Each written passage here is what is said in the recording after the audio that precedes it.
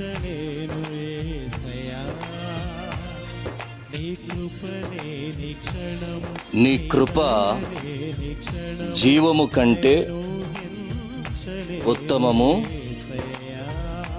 నా పెదవులు నిన్ను స్తుతించును.